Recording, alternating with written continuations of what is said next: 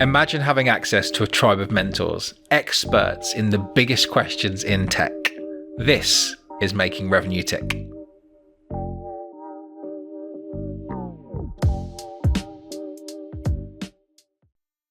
Hello and welcome to Making Revenue Tick. This is a special episode with my good friend, the author of this wonderful book, Nick Fewings. Nick, how are you? I'm very well, thank you, Richard. How are you? I am wonderful. Should we tell people how we know each other? Yes. We know each other through your wonderful wife, Gaia, because Gaia looks after our two rescue dogs when we go away on holiday at Rusty's Dog Hotel. And our two dogs absolutely love it. Maybe we've got their own theme songs in our house, as you well know, Nick. So they are very much loved parts of Rusty's Dog Club. And then for our lovely listeners, what happened is that then a couple of times that Nick and Belinda came round, when they were dropping off their lovely dogs, we started talking, realised we had all this stuff in common, went on some dog walks, couldn't shut up about teamwork and building businesses and all these wonderful things. And so it's been a long time in the making, this one, Nick, but I was dying to get you on because I'll tell you why. Because I work in recruitment for tech and particularly around building sales teams. But so many things go wrong in business because of a lack of training of managers, a lack of understanding how to build an effective team, and just putting people into the wrong places to go and achieve the best results. And we'll talk about all the problems that exist. But I thought if I can go and get who I would consider like the go-to person in the UK for teamwork to come on and actually talk about what you've spent a career out of learning about, we'll be able to impart a load of knowledge that will help people to understand the science and the mechanics and all the really important things about teamwork that we just don't get taught when we're a good salesperson who gets promoted into a management career. So if you'd like to come on a bit of a journey with me, maybe we can unpick this topic of teamwork and reframe our podcast from what makes you tick to what makes teams tick. Fantastic. Yeah, looking forward to it. And certainly one of the things you said certainly resonated with me, because for me, where this all started was when I worked in Barclays many, many years ago. Technical expert. So I exceeded my contract year on year. And as part of the learning in Barclays, they put me on an accreditation as a project manager. So I understood project management. And then one day, one bright spark of a manager said, "You've gone as far as you can go as a technical expert. So see that team over there? We need to put them together and to undertake a project. And we want you to lead that project team." I just hit my 30s and I thought, wonderful. I'm a manager. I'm a leader. And I said to this manager that said about this, I said, "So what about training on how to lead other people and how to make a high performing team?" And he said, "Oh, no time for that. It's 2 weeks to hand over your job to somebody else and 2 weeks to get your teeth stuck into this project and this project team." So I became an accidental project manager and I failed miserably. I destroyed the team. I blew the budget. I missed deadlines.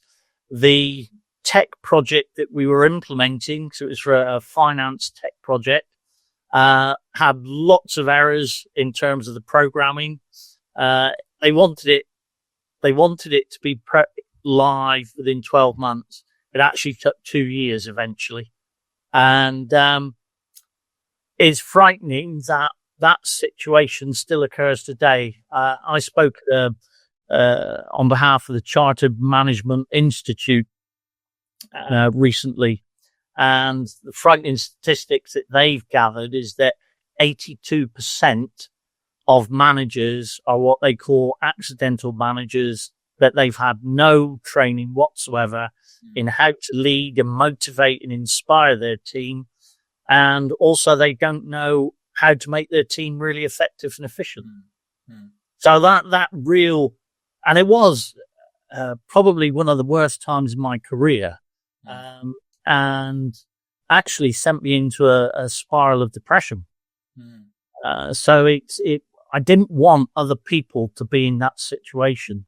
So me being the person that I am, I thought I need to do something to help others so that they don't fall into this trap.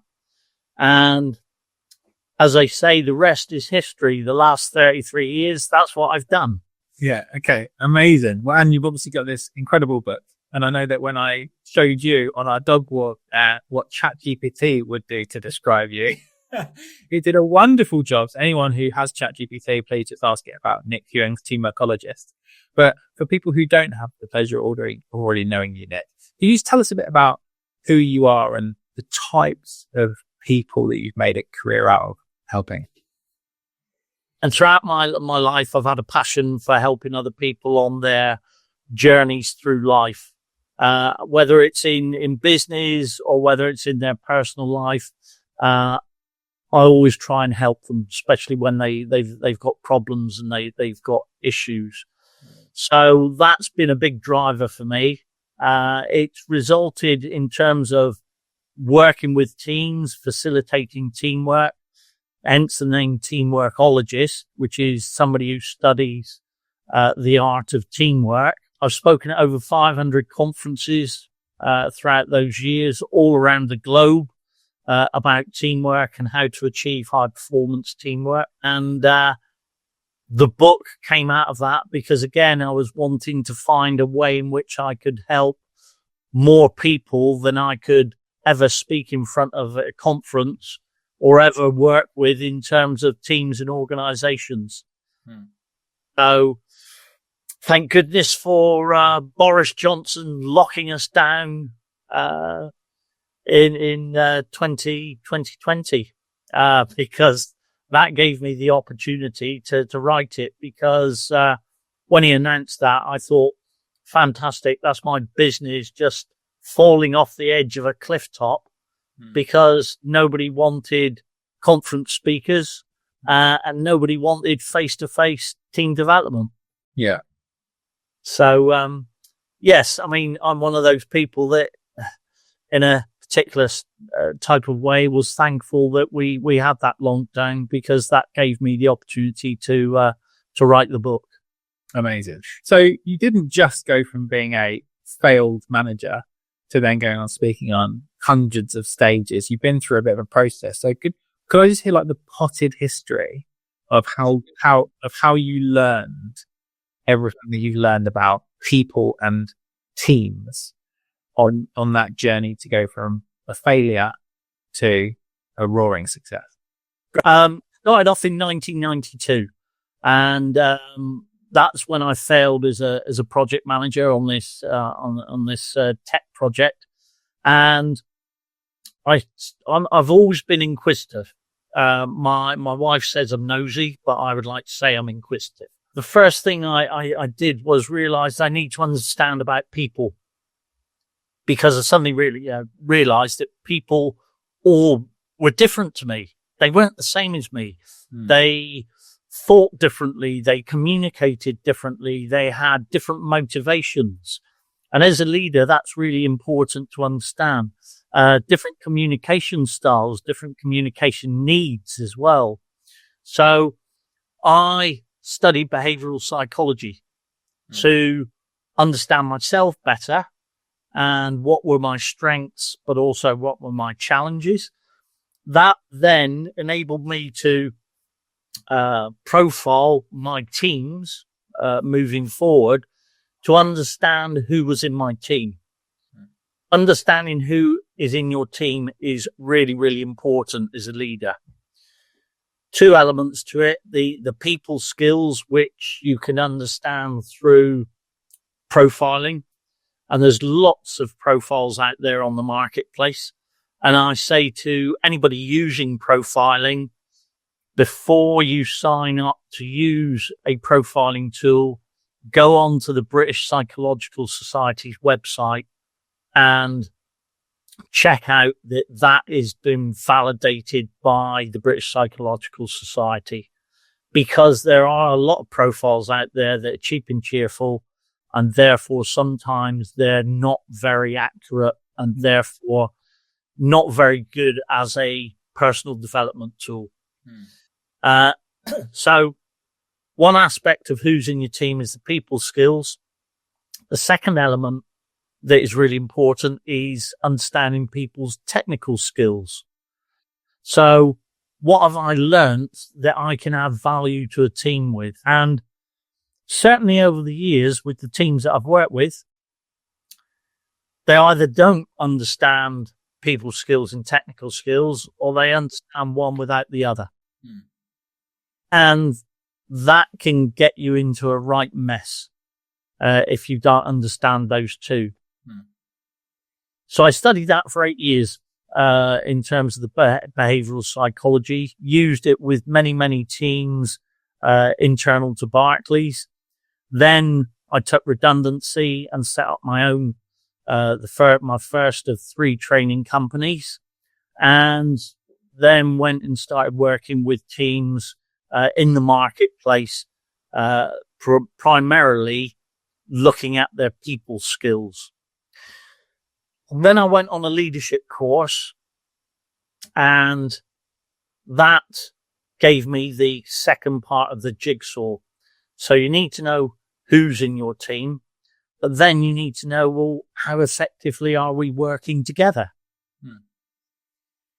And the course that I went on asked a simple question, which actually then sparked loads of ideas in my head. And the question that was asked is, what is the difference between a group of people and a team? So I created what I call killer questions about teamwork that then enabled me to be able to create a report that measures these 16 areas of teamwork and also give an overall effectiveness score.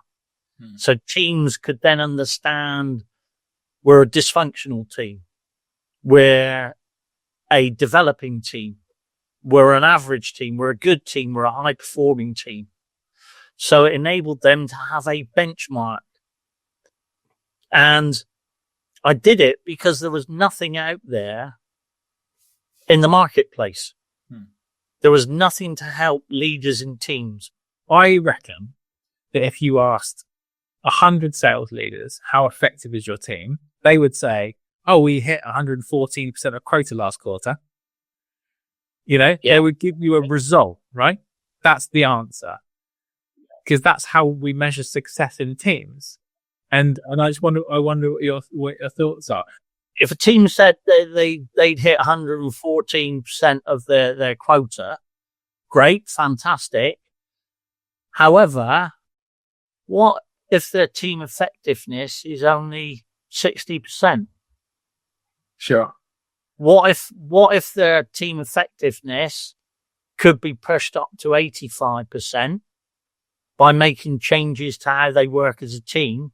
Just think what their percentage of their quota they would achieve then. Yeah. I don't think people have the tools though, right? So they're not going, right, there's 16 areas that I can go and ask questions about. They literally go, I will measure effectiveness as a binary thing, which is how I've done against my quota. Yes. And if it's over quota, it's good. If it's under quota, it's bad. Yes. And same for individuals who we're all going to measure in the same way, you know, even though they might have all these different strengths. And I'm pretty sure most sales leaders and most leaders inside businesses, when they're asking about their team's strengths, probably say, what are you good at? Yeah. It's like, it's that shallow, probably, right? Yeah. You might learn over time that someone has a particular passion for something, but you're so obsessed around how do they fit into my box to achieve my KPI that's like we're treating people like costs. Yes. Yeah. Rather than investments. Yeah. And certainly as a leader, when you're talking about, you know, what are you good at, to be able to map out your team and be able to get them to share both their technical and people skills, is really, really, powerful. because you can play to people's strengths then. Whereas some teams, you have a square peg in a round hole. And the leader isn't aware of that. The team member might be, but hasn't had the opportunity to speak up and say, look, I could be really, really effective if I was in this role or doing these different things. Mm-hmm. I know it's like we're getting into like this, the detail a little bit, but I think it's important. What are some of those things within your 16 elements to determine team effectiveness? Yeah. There's 4 of them that I call the big 4. Okay. So if you want as a team to achieve high performance teamwork, the first thing you need to have a team purpose statement that everybody buys into and everybody understands. There's motivational and inspirational, because people like to get up in the mornings and go, I'm going into work today and I'm working with a fantastic team and I understand what I do and how that job impacts on the bigger picture. The model that I've created to create a team purpose statement has 3 elements to it. What does our team exist to do?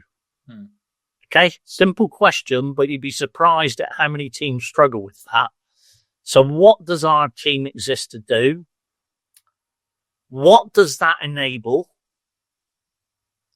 So what you do as a team should enable other activities to happen.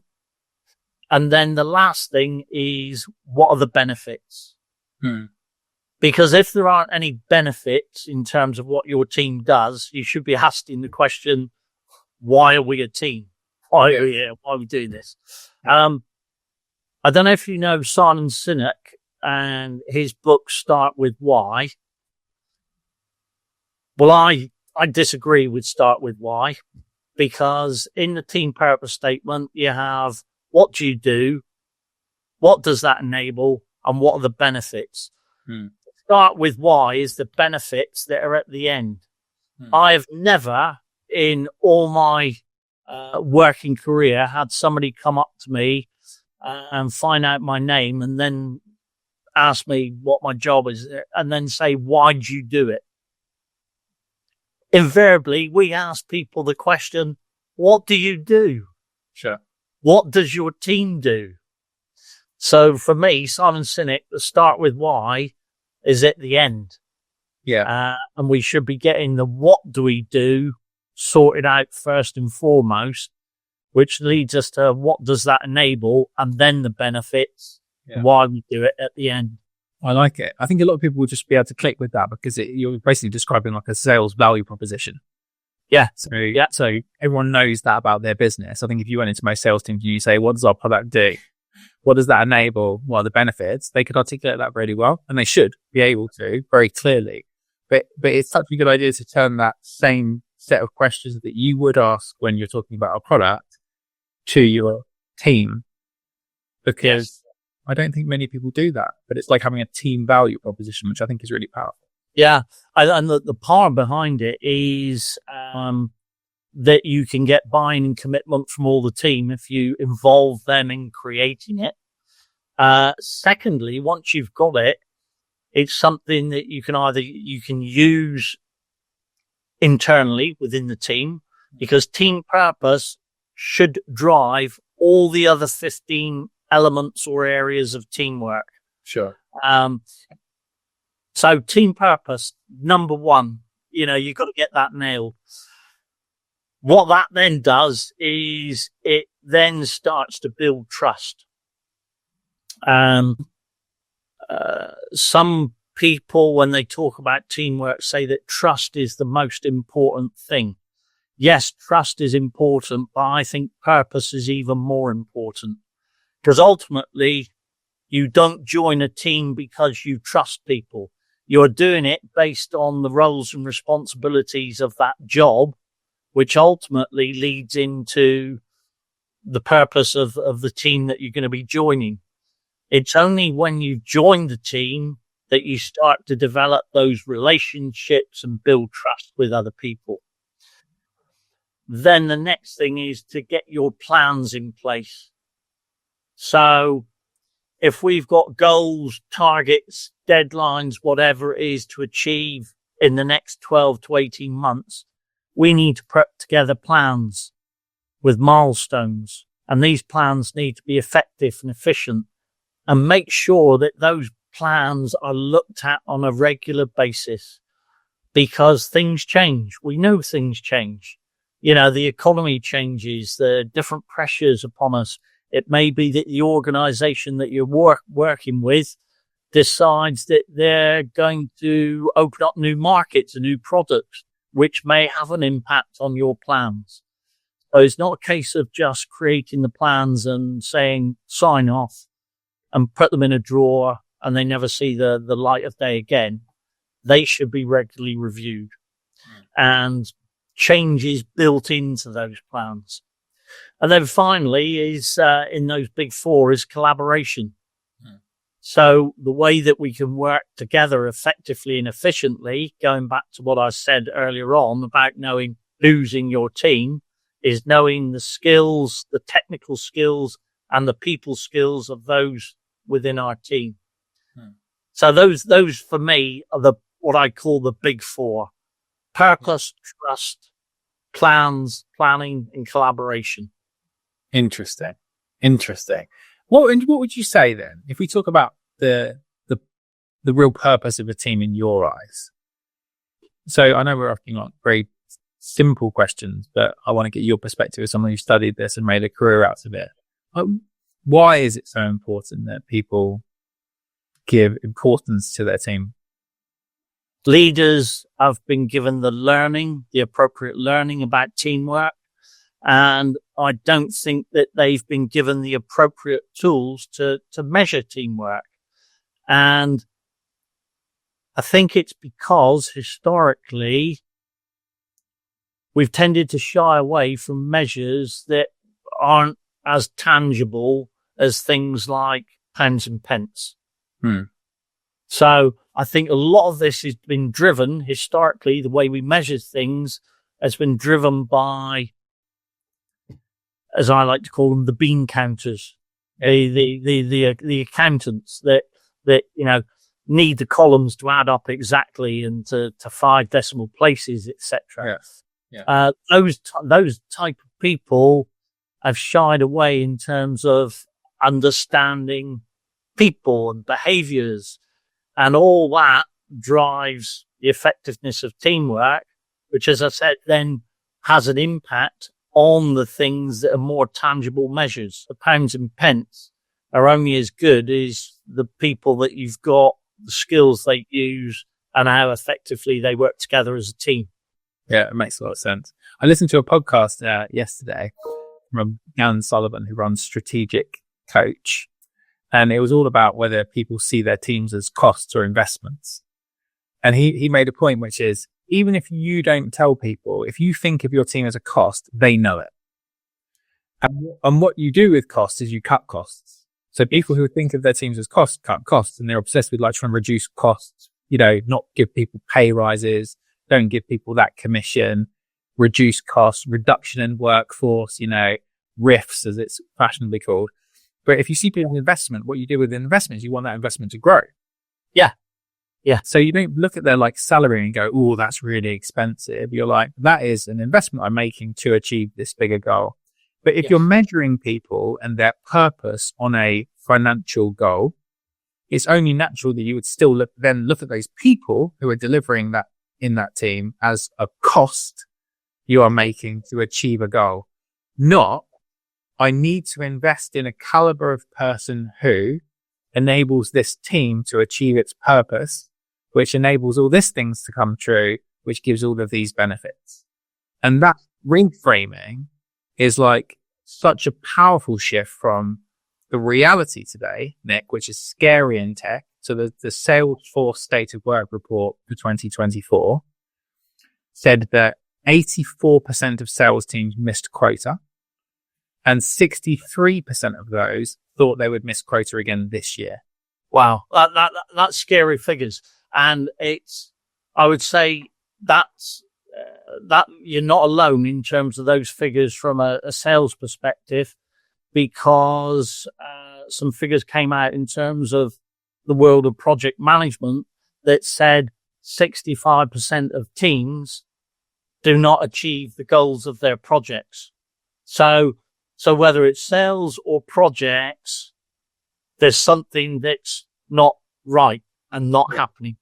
Yeah, amazing. And if you've got 84% of people missing quota and you've got 63% of people not achieving project goals, it's broken, right? It is. Exactly. And then we go back to that first statistic from the Chartered Management Institute that says 82% of leaders have had no formal training in how to lead a team effectively.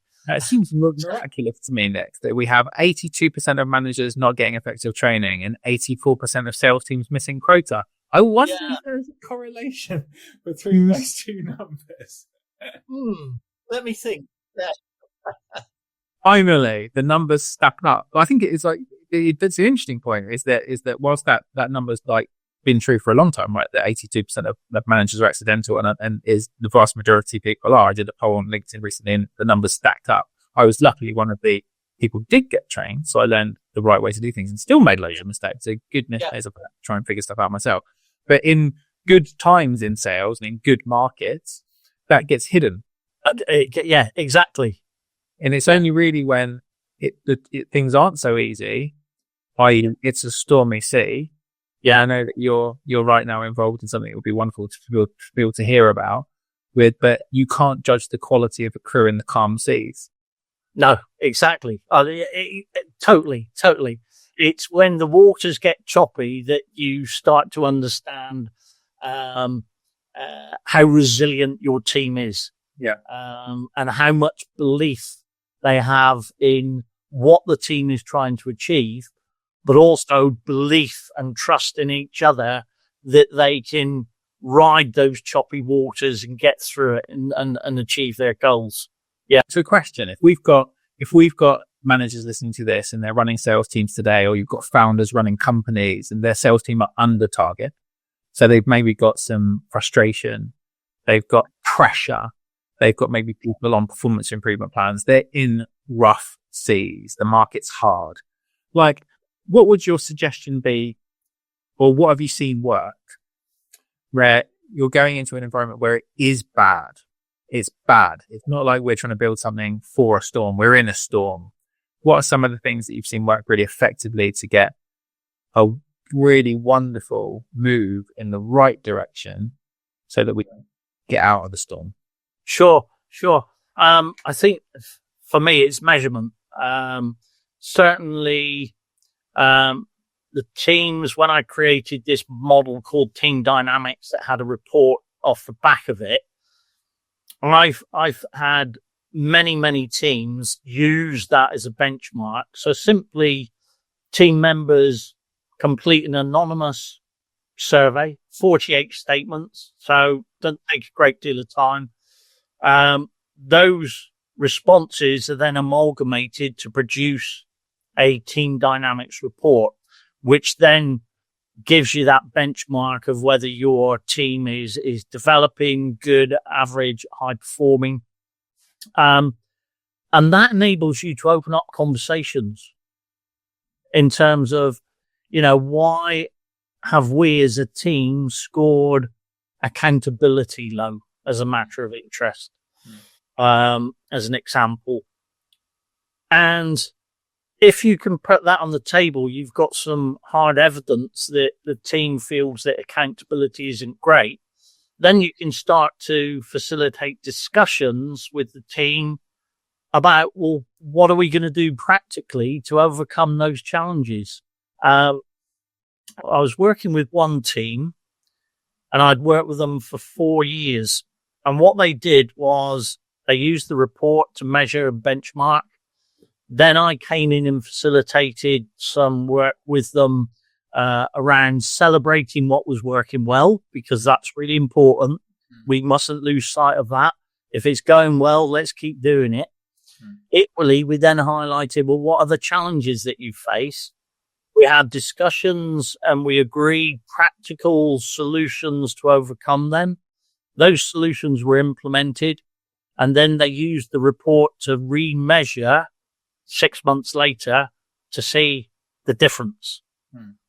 And over a period of 18 months, so they used the report at the start and at the end. So they ran the report 4 times. They actually achieved a uplift in their effectiveness of 25%.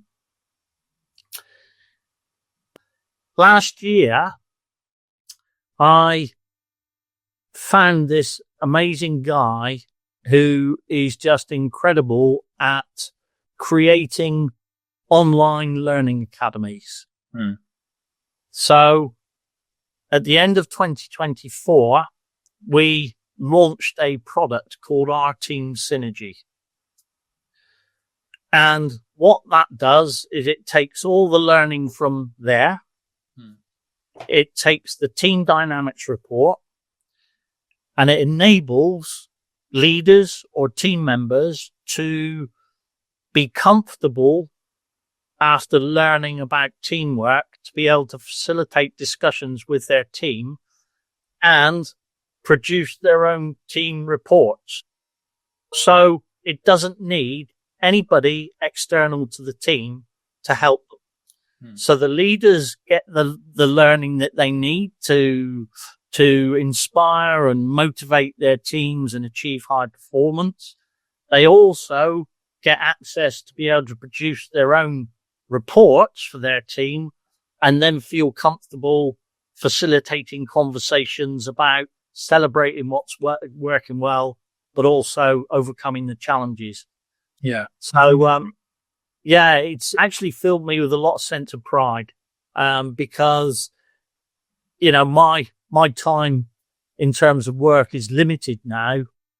And I see this as a legacy to help the next generation of leaders and teams actually succeed and achieve high performance.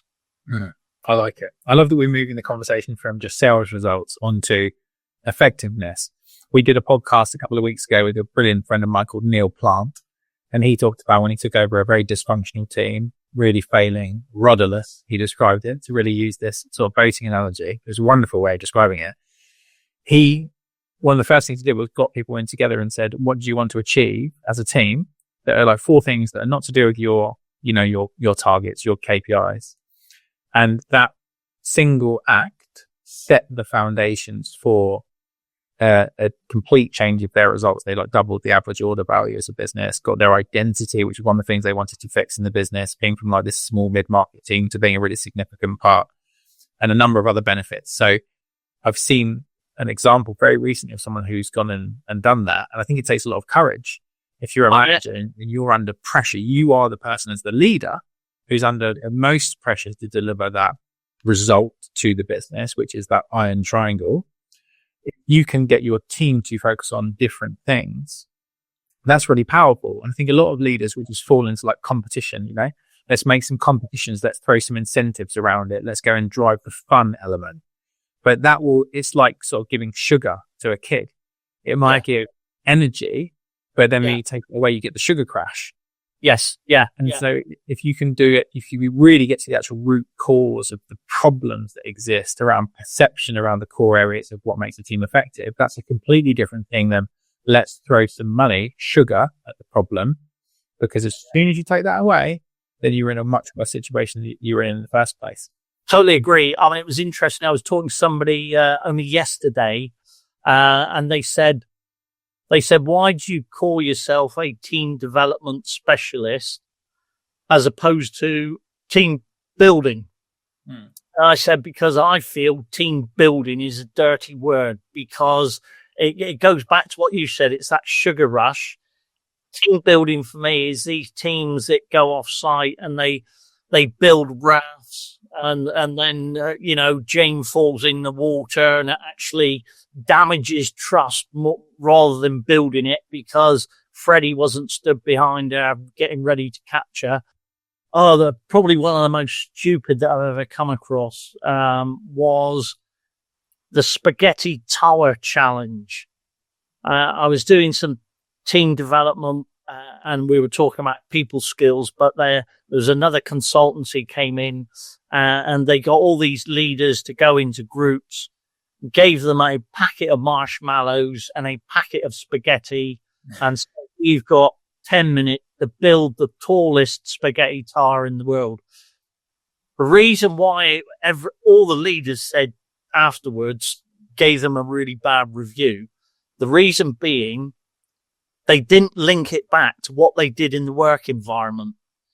At the end of it, they just measured it and said, well, the winner is this group, and look at and if you go online, you can actually see the world record spaghetti tower. But what they should have been saying is, let's have some feedback. What did you learn about communication? What did you learn about risk taking? Yeah. What did you have a shared purpose? Did you think about the people skills that you've got in your team? All these things, who was accountable for doing bits and pieces? If they'd done that, it would have added value. But instead, it was just a total waste of time. Yeah. Well, they get the marshmallows, which is sugar, right? And post-tech, which is sugar. So they literally threw sugar at the problem. Yeah. Exactly. So this is why, for me, team building is a dirty word. Because also the team, you're not building the team's already there. What we should be focusing on is developing that team. Yeah. Makes perfect sense. So a lot of our audience will be startup founders and startup executives, kind of like that in the early stages of forming and then scaling a company. What are some of the most common things that you see go wrong as a business is starting to form and then scale a team? Yeah, that's interesting because, as an entrepreneur, when you start a company, it's your baby. And one of the things is very, very difficult to let go of that baby, and to hand it over to somebody else. I think some of the biggest failures is not getting your story across as to, again, the purpose of the business, what the business it seeks to do. Also, very early on, getting a charter of what are our values as an organization. So be clear about the values that you've got, whatever those values are. And then equally, what are the behaviors that you expect people to do? And also it's quite good to actually explain what are the things that you wouldn't want to see happening. So I think those are really, really important. Get your purpose clear. Then underpin that with values and behaviors that you want to see in the organization. I think also a recognition from the leaders, or the entrepreneur, whoever's started that organization, is we all want success, but we come at success from different perspectives. So I think it was a big learning for me in my early days of leadership is so not to see people as difficult because they don't think or communicate or behave in the same way as you. So don't see them as difficult. See them as different. Just see them as different to you, that they've got different motivators, they've got different communication needs, etc. The other thing is for those startups, for the leaders, not to be frustrated by how other people go about things. We all think, well, my way's the best way. It may not be. So rather than being frustrated that your new team members do things differently, you should actually be fascinated that they do things differently. And actually, they probably get better results than you do.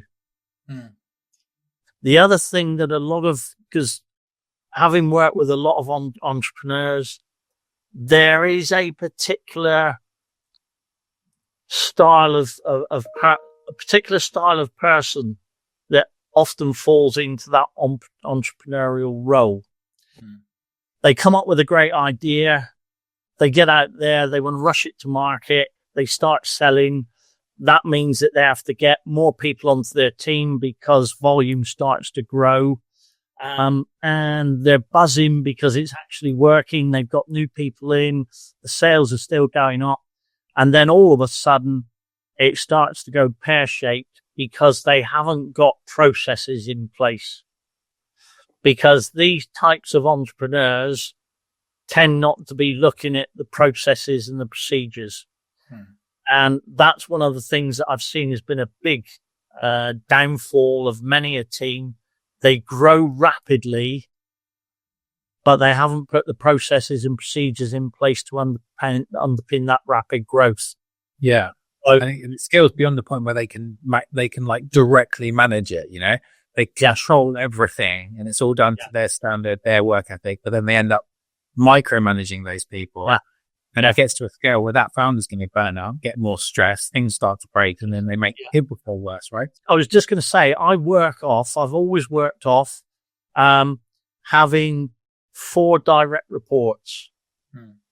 And then you can split into sub-teams thereafter. So those 4 direct reports will have their own sub-teams. The reason as a leader I used to do that is quite simply, I could see Andy on Monday to have a chat how things were going. I could see Beryl on a Tuesday. I could see Claire on a Wednesday, and I could see Daniel on a Thursday. And then my whole leadership team, we would get together all together on a Friday. So the rule of 4 works really, really well. It links in a bit with I think it was Jeff Bezos said it, that if you can't feed a team with 2 pizzas, your team's too big. Yeah. And I've seen that happen on many occasions where you've got a leader who's got 20 people in their team. Yeah. And there's no sub leaders or sub managers sat underneath them. So literally they are the leader of 20 people. That is really tough. Yeah. Yeah. Well, you talked about founders really struggle to let go because it's their baby and they need to be able to pass on that responsibility to other people, and they need to learn about delegation. And I think delegation is one of those things that everyone goes, oh, I need to delegate. You know, being a great leader means you delegate. But I'd love to hear your take on what does that really mean? When I used to delegate to other people, the first thing is, make them aware of the boundaries of that delegation. Also, you need to get their sign up that they're happy for you to delegate to them. And then the process I used to go through was, first of all, get them to shadow me. Whatever I was doing that I wanted to delegate, get them to shadow me. When they felt comfortable that they knew what the process was, the procedure was, then I would shadow them. I would watch them. And then it was only then when they would sign up and say, I feel comfortable, and I was feeling comfortable that they got it right, that I would then pass the reins on. I like it. I think the most, that was all gold, but there's a really specific thing you said, which is like, make sure that they really want that, you know? And I learned when I was going through leadership training that you can't give someone responsibility. They have to take it. They've got to accept it. Yeah. And so that's what you said. I think it's so important. I think what happens in reality is that most founders go, oh, I need someone to do this thing for me. You know, John, come and shadow me doing this. They do it at the pace they do it at normally. You got it? And then they go. But it just doesn't work, right? No, it doesn't. And then those leaders get really frustrated when it doesn't work. And they point the finger at John. Well, it's your problem. Yeah.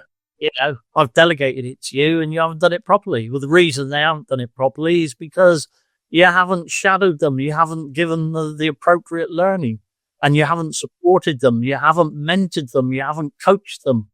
Yeah. So yeah, ultimately it's got to come back to that person who's delegated it. Yeah, I love that. So what would be your advice to founders and to leaders of early stage businesses who want to get this stuff right?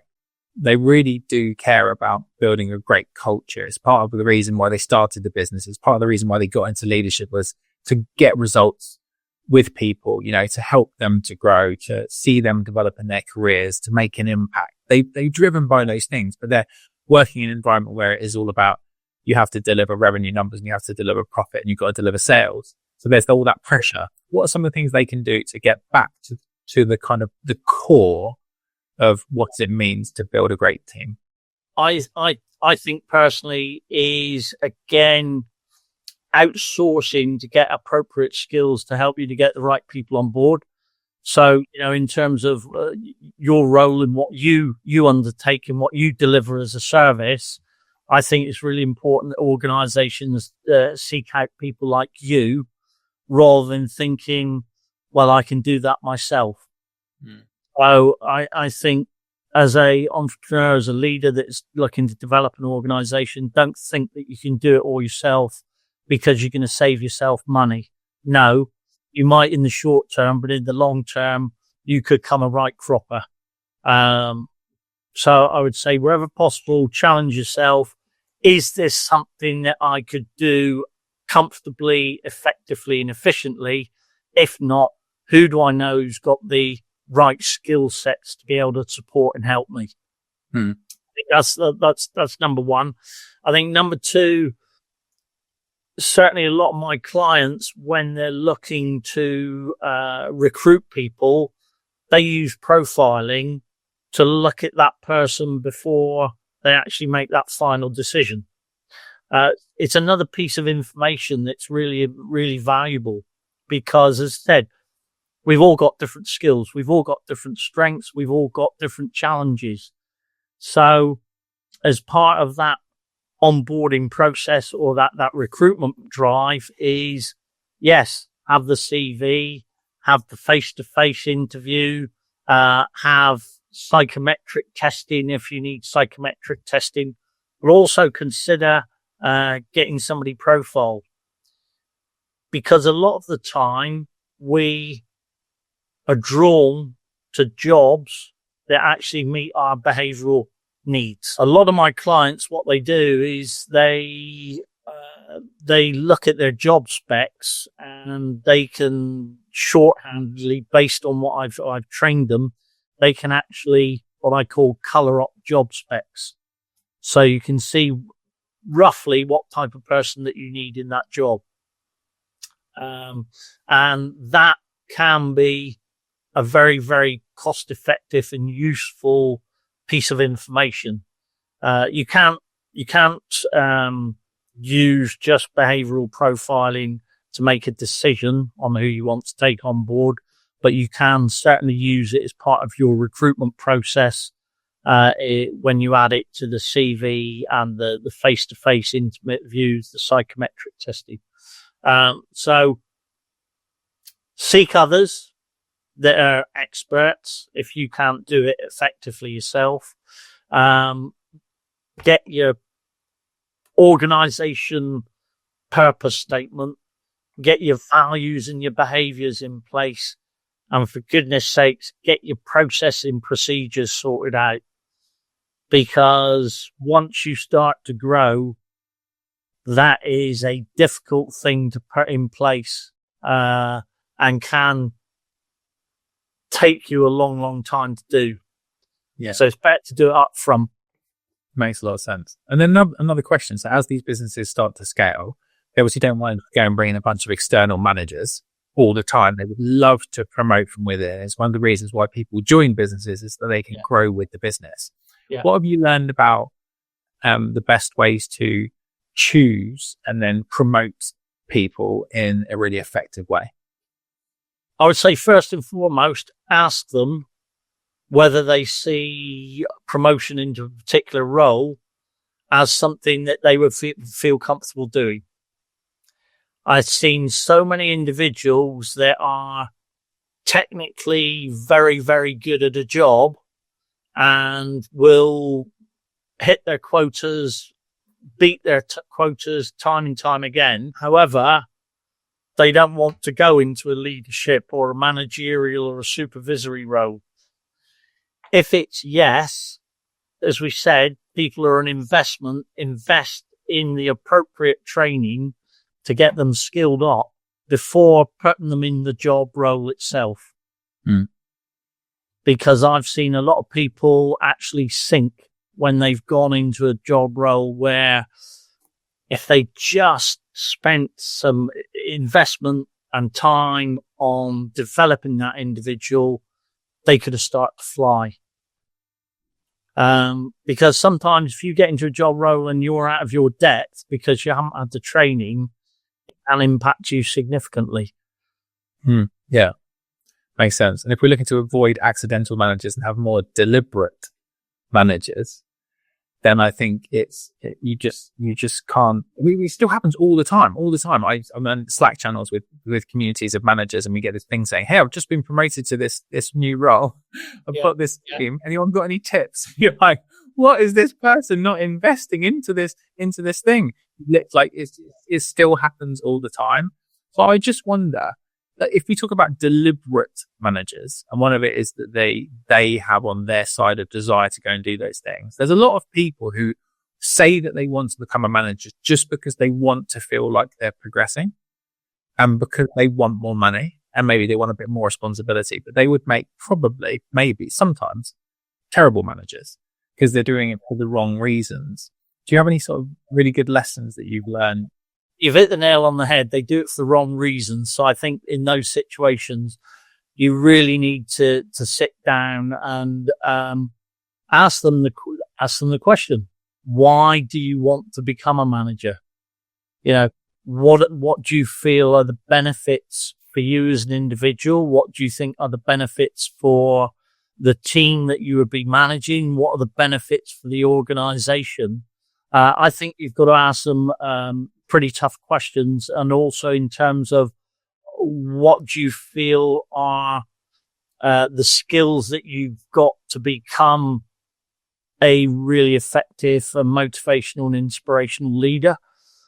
So I think it's a case of asking those tough questions to see if they do come up with credible answers, or whether it's a case of, well, it's status and a bit more money. Which aren't the right ones. I mean, again, based on my experience, the leaders and managers that do extremely well, they use a style of leadership management that I call strategic empathic leadership. So simply that is doing right for the business and also doing right for your people. So strategic, empathic leadership. Yeah. Okay. Amazing. I would love to hear, Nick, and I think people would love to hear this too. You've got a group of people in the middle of the Atlantic Ocean right now. Could you tell us a bit about this team that you've been working with? Because I think what they're doing is much more important than hitting some sales revenues. Yeah. Each year there's a challenge. I call it a challenge. It's called the World's Toughest Row. And it starts off in mid-December from La Gomera in the Canary Isles. And it ends up 3,000 miles away in Antigua. My wife and I, we were out with our dogs that you look after on occasions. We went for a walk. We ended up at one of our favorite cafes, and it was in August and the weather was nice. So we sat outside. My wife looked in the window. There was a poster, and she said, "Do you think you can help them?"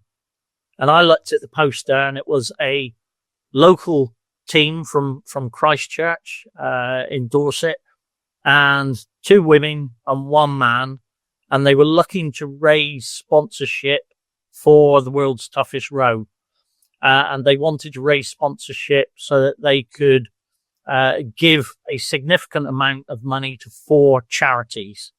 So Teenage Cancer Trust, Ellen MacArthur Cancer Trust, LESMA, which is the Limbless Veterans organization, and a thing called Awesome Chance, which is giving underprivileged kids an opportunity to go out and do activities like rowing and sailing.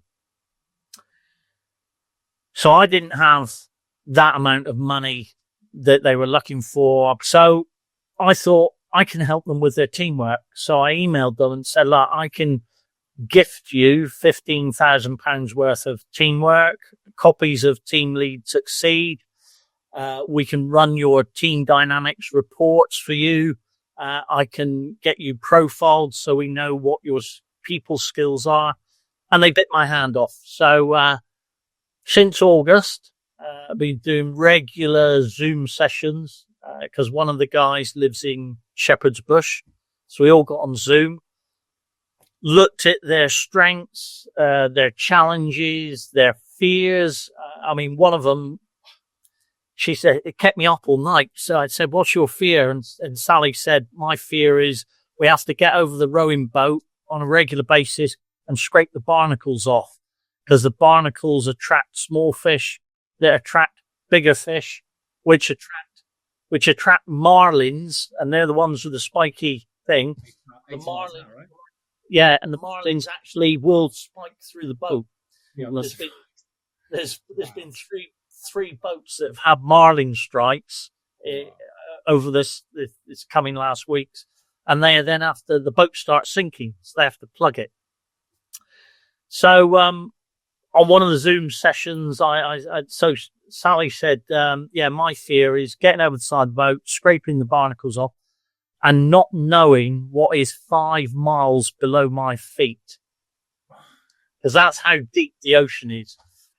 Throughout the course of the thing there, at some points they're 1,700 miles from land.